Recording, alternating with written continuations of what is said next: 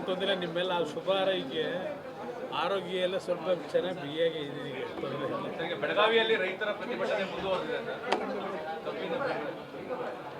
ನನಗೆ ನಿಜಕ್ಕೂ ಈ ಸರ್ಕಾರದ ಬಗ್ಗೆ ಒಂದು ಕಡೆ ಆಕ್ರೋಶನೂ ಬರುತ್ತೆ, ಇನ್ನೊಂದು ಕಡೆ ಇವರ ಪರಿಸ್ಥಿತಿಗಳನ್ನ ನೋಡಿದ್ರೆ ಯಾವ ಪುರುಷಾರ್ಥಕ್ಕೋಸ್ಕರವಾಗಿ ಈ ರಾಜ್ಯದಲ್ಲಿ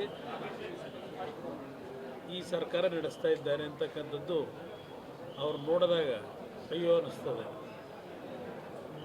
ನಿಜಕ್ಕೂ ಹೇಳ್ಬೇಕನ್ನೋದ್ರೆ ಈ ರಾಜ್ಯದಲ್ಲಿ ಸುದೀರ್ಘವಾಗಿ ಇತ್ತೀಚಿನ ರಾಜಕಾರಣ ಮಾಡ್ತಕ್ಕಂಥ ನಾಯಕರಲ್ಲಿ ಬಹುಶಃ ಸಿದ್ದರಾಮಯ್ಯನವರೇ ಸೀನಿಯರ್ ಮೋಸ್ಟ್ ಲೀಡರ್ ಇದ್ದಂಗಿದ್ದಾರೆ. 2 ಬಾರಿ ರಾಜ್ಯದ ಉಪಮುಖ್ಯಮಂತ್ರಿ, 2 ಬಾರಿ ರಾಜ್ಯದ ಮುಖ್ಯಮಂತ್ರಿ, 14-15 ಬಜೆಟ್ ಮಂಡನೆ ಮಾಡಿದಂಥ ಮುಖ್ಯಮಂತ್ರಿ, ಆರ್ಥಿಕ ಸಚಿವರು, ಇಷ್ಟೆಲ್ಲ ಅನುಭವಗಳಿದ್ದು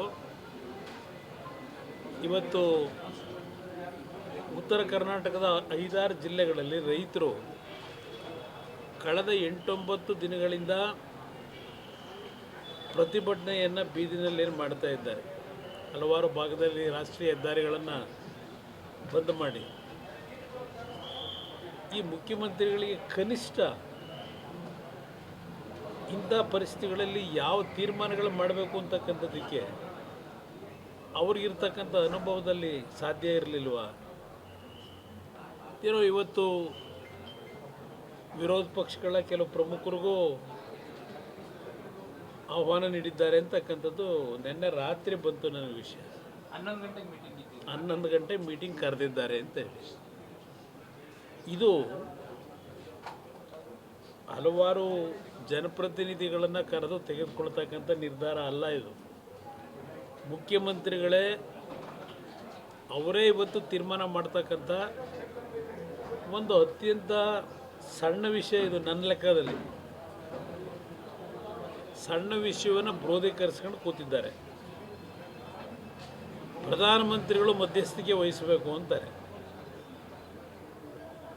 ಯಾವ ರಾಜ್ಯದಲ್ಲಿ ಕಬ್ಬು ಬೆಳೆಗಾರರು ಹೋರಾಟ ಮಾಡಿದಾಗ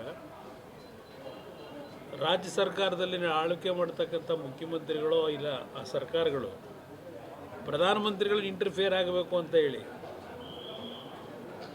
ಮಾಧ್ಯಮದ ಮುಖಾಂತರ ಮತ್ತು ಪತ್ರ ಬರೆಯೋದ್ರ ಮುಖಾಂತರ ಇವತ್ತೇನಾದರೂ ಈ ರೀತಿಯ ಒಂದು ವಾತಾವರಣ ಸೃಷ್ಟಿ ಮಾಡಿದರೆ ಅದು ಸನ್ಮಾನ್ಯ ಸಿದ್ದರಾಮಯ್ಯನವರು.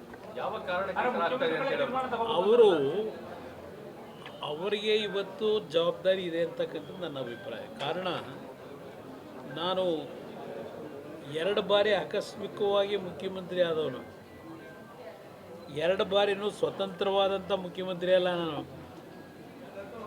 1 ಬಾರಿ BJP ಜೊತೆ ಸರ್ಕಾರ ಮಾಡಿದೆ. BJP ಜೊತೆ ಸರ್ಕಾರ ಮಾಡಿದಾಗ ಕೇಂದ್ರದಲ್ಲಿ ಕಾಂಗ್ರೆಸ್ ಆಡಳಿತ. 2ನೇ ಬಾರಿ ಕಾಂಗ್ರೆಸ್ ಜೊತೆ ಸರ್ಕಾರ ಮಾಡಿದಾಗ BJP ಆಡಳಿತ ಕೇಂದ್ರದಲ್ಲಿ.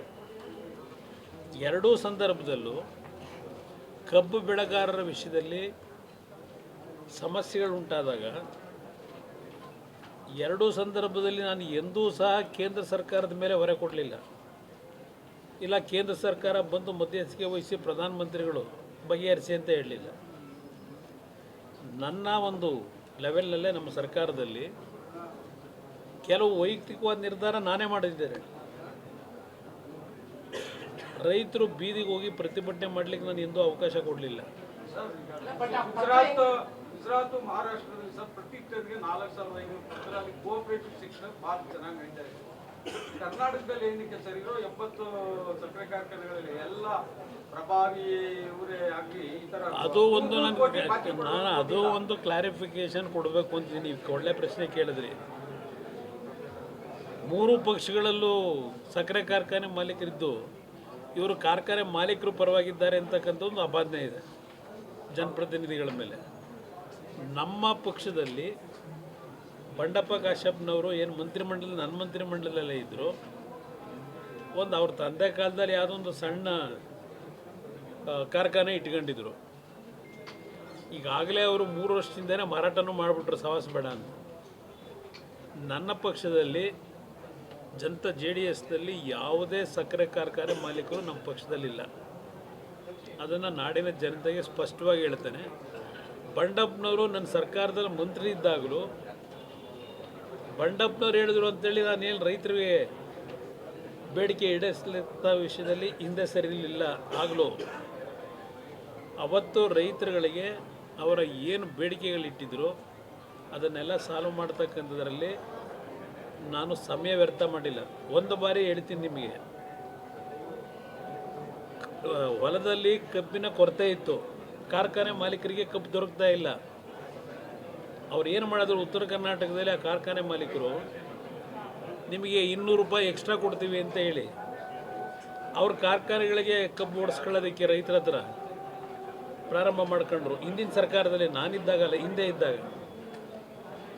ನಂತರ ಯಾವಾಗ ಕಬ್ಬು ಮಾರಾಟ ಕೊಟ್ಟರು ಇವರು ರೈತರು 200 ರೂಪಾಯಿ ಕೊಡ್ತೀವಿ ಅಂತ ಹೇಳಿದ್ರಲ್ಲ, ಅಗ್ರಿಮೆಂಟ್ ಮಾಡಿಕೊಟ್ಟಿರಲಿಲ್ಲ. ನಾನು ಕಾರ್ಖಾನೆ ಮಾಲೀಕರನ್ನು ಕರೆದು ಒಂದು ಸಭೆ ಮಾಡಿದ್ರೆ, ಇಲ್ಲ ನಾವು ಯಾರೋ ಕೆಲವರು ಕಬ್ಬು ತೆಗೆದುಕೊಳ್ಳಿಕ್ಕೋಸ್ಕರವಾಗಿ ಮಾಡಿರ್ಬೋದು, ನಾವು ಅಗ್ರಿಮೆಂಟ್ ಏನೂ ಮಾಡಿಕೊಟ್ಟಿಲ್ಲ, ನಾವು ಕೊಡಲಿಕ್ಕಾಗೋದಿಲ್ಲ, ಸಕ್ಕರೆ ಬೆಲೆ ಕಡಿಮೆ ಆಗಿದೆ ಅಂತೇಳಿ ಶುರು ಮಾಡಿದೆ. ರೈತರನ್ನು ಕರೆಸಿದೆ, ಇಬ್ಬರನ್ನೂ ಕರೆಸಿ 2 ಬಾರಿ ಮೀಟಿಂಗ್ ಮಾಡಿದೆ. ನೀವು ಅಗ್ರಿಮೆಂಟ್ ಮಾಡಿದಿರೋ ಇಲ್ವೋ, ಮೊದಲು ನೀವು ರೈತರಿಗೆ ಏನು ಕೊಡಬೇಕು ಕಮಿಟ್ ಆಗಿದ್ದೀರಿ ಕೊಡಿ. ನಿಮ್ಮ ಸಮಸ್ಯೆ ಏನಿದೆ ಆಮೇಲೆ ಬಂದು ನನ್ನ ಹತ್ರ ಚರ್ಚೆ ಮಾಡಿ, ನಿಮ್ಮ ಸಮಸ್ಯೆಗೆ ಏನಾದ್ರು ಪರಿಹಾರ ಮಾಡೋಣ ಅಂತ ಹೇಳಿ.